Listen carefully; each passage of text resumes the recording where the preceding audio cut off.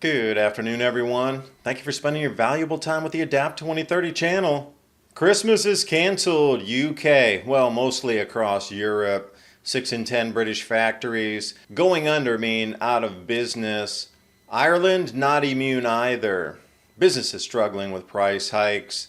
60,000 to 420,000 is an example for one pub in yearly electric costs. Switzerland considers jailing anyone who heats rooms above 19 Celsius or 67 degrees Fahrenheit. French using satellites to spot thousands of undeclared pools to pay your tax. Heavy reliance on gas. Gray bar, most affected. Combines, 9 seconds, 70 loaves of bread. We can't do that by hand. And when you realize the dollar sign is the serpent and the staff, yikes. You shall see signs in the skies.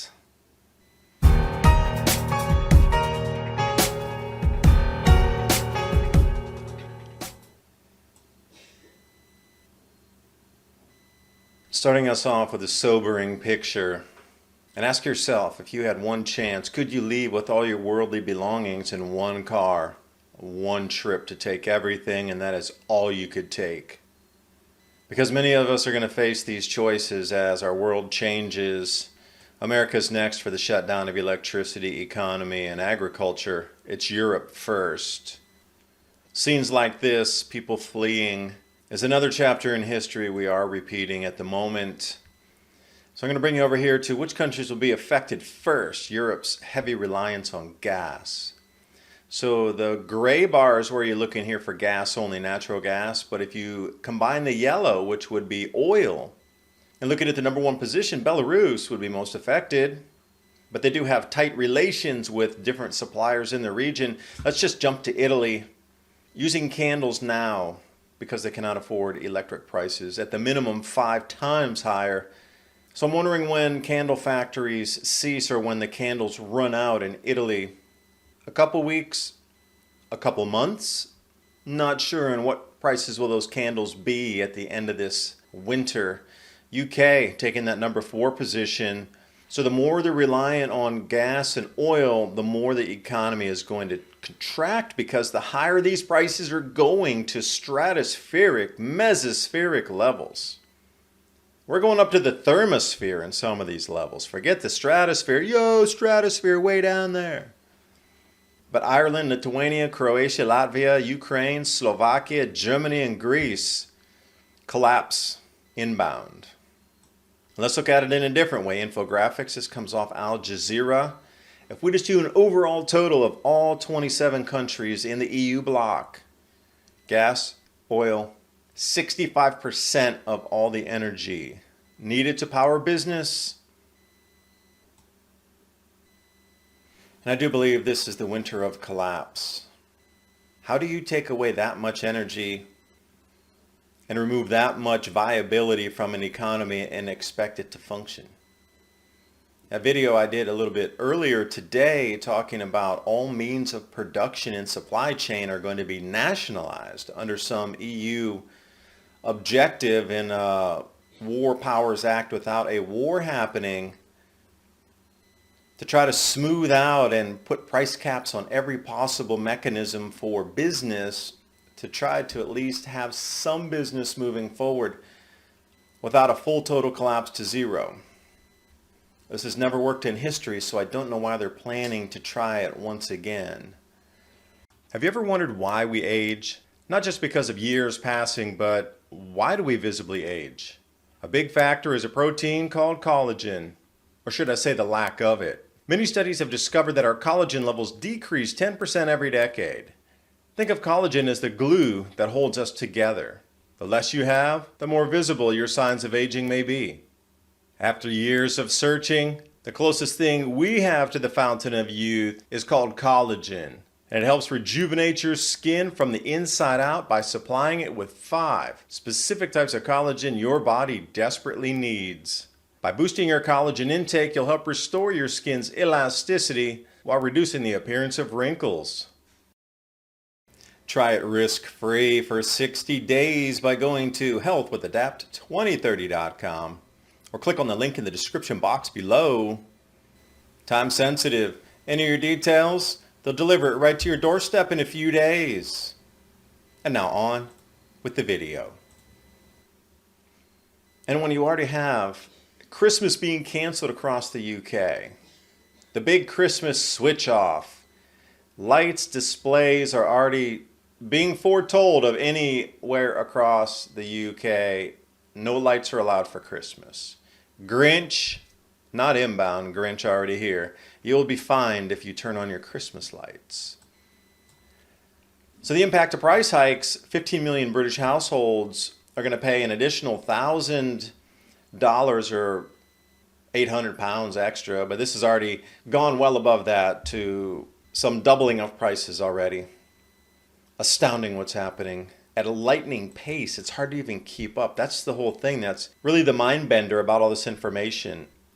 Within seconds, there's another story about something collapsing or turning off, or here's a perfect example. Restaurants, pubs, butchers, cafes, supermarkets, and anything else that has a storefront on it is being turned off. Soaring energy bills. You know, I thought we were going back to some sort of 2019 lifestyle again.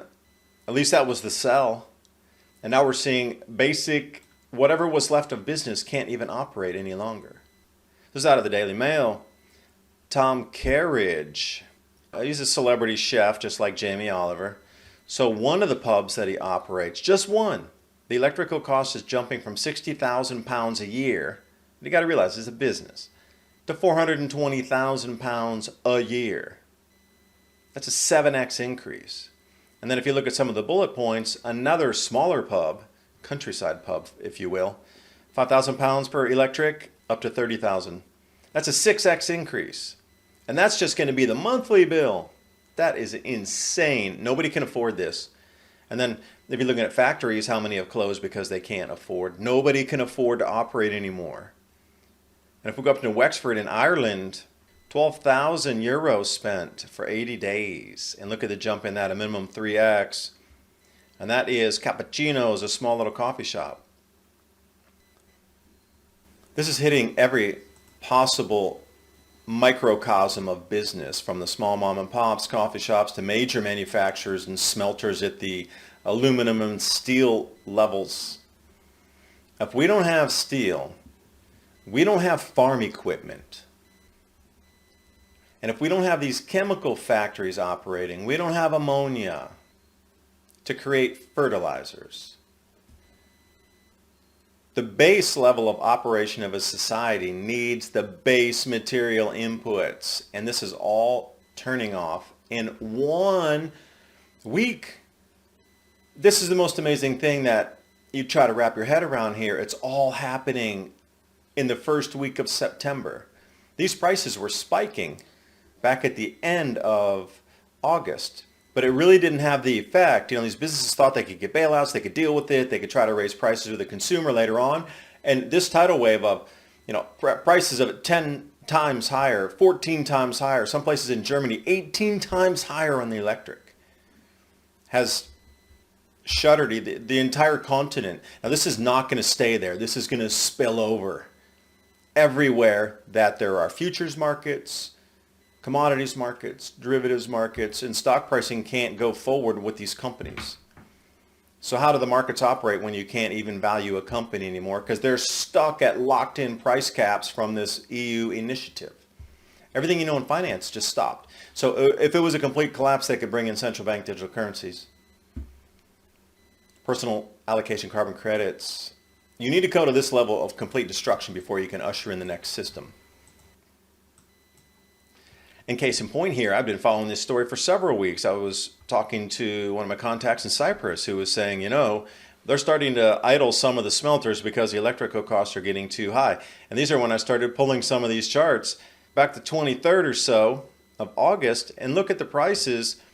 Germany, only 600 euros. They're begging for that price now. It's well above 1,000 euros right now for a megawatt. So what you're seeing here is just a fraction of the cost. And even operating at these prices is nearly impossible. So when you see articles off of Bloomberg, dozens and dozens and dozens, 6 in 10 British factories at risk of going under, meaning closing permanently. And once you shut down manufacturing lines, all those inputs, especially where's the plastic coming from, the caps, the pet, everything that goes into this alone. What about the maintenance and the repair on this? If this all goes idle, as it looks like it's going to, we're talking decades, plural, before anything remotely comes back to what we know as the world of today. We're talking about cost interventions in the UK as well as they are in Europe.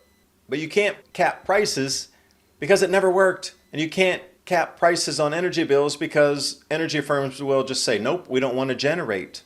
Why would we do that at a loss? Unless there's government subsidies, but that hasn't really been talked about. It's just talk about bailing out the person who's going to go riot on the street. And this is what it gets a little interesting, because once you realize that the dollar sign is the serpent and staff, I'm starting to look at these cycles of reset in a very different way. And if you're wondering what kind of snake that was, beautiful Kufis blue snake. Poisonous but gentle, just like the cell from the EU to nationalize all production. Switzerland, considering jailing anyone who heats rooms above 19 degrees Celsius. Up to 3 years.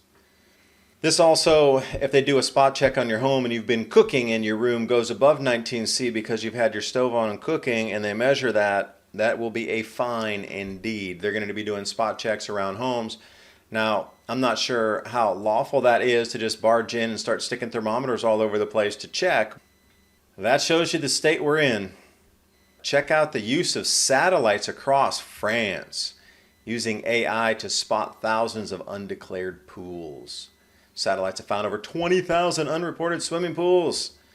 You got to pay the tax, and they're going to come and check your water temperature, because if you're heating it, you're getting fined. And speaking of foodstuffs, factoid here, combines, love them. Every 9 seconds it's rolling through the fields, it's picking enough wheat for 70 loaves of bread.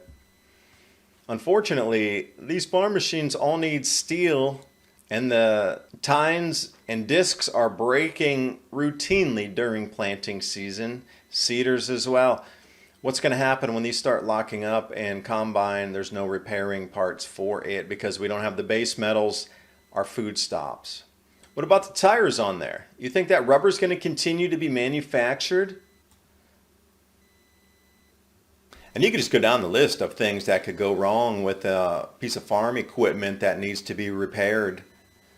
I mean, even just a basic thing like a tire. The rest of Europe is shutting down. The supply chains from A to B are shutting down. Where's the carbon black industry in all this? Europe's a major manufacturer of carbon black for the tire industry. Go to Italy, check it out. That entire system is going to shut down too in the supply chain. So if we don't have tires for the farm machines, we simply don't have food. So I look at Europe, what's happening there. There's a complete constriction of anything for farm inputs inbound. What about the fertilizers that are going to be shuttered as well? Because the amount of factories and processing plants, chemical plants closing is following lockstep with everything else that's shutting down. We're looking at nearly a 100% closure of all business in Europe on the manufacturing side. Mom and pop business too. Even if they do price cap it and take over means of production and force manufacturers to produce, the rate at which they do that will be communist slow.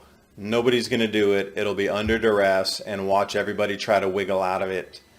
Why would I sell my goods at a fraction of the cost of the original purchase price just to get through this? I could lock up shop, keep everything in the warehouse, and sell it for a higher price in 3 months because there'll be a scarcity of that. But they're going to be forced to use their stocks. There will be no hoarding. Which is why you're going to need to shorten your supply chain. Garden next to your door, right to your plate, is as close as you can get. Way down at the bottom is where we sit across Europe. Farm to transport to distribution to factory to packaging to factory to delivery to plate. Oh no, put a big X across that one. And the supermarkets too, they can't even keep the lights on or the ventilation or the refrigeration. Story after story coming out of Europe now. They turned off the freezers and the refrigerators and they locked up the stores. There's no more fresh produce that they can refrigerate. Dry goods only. Hey, we're going back to the 1860s. And you shall see signs in the skies. Because we're coming into a very strange time. So many things are pointing to references of old on things to expect on multi-thousand-year cycles. If food's going to be a major concern, you really want to start stocking up this weekend if you have not yet. And if you don't have the time to do that, you can still get it online here. My Patriot Supply and Adapt 2030, the 3-month emergency food supply. Save $250, 25-year shelf life. That link's in the description box below, along with all the links to tonight's stories and images. We are absolutely at a crossroads of history right now. I do wish you the best in your preparations, and I'll see you next video. Bye for now.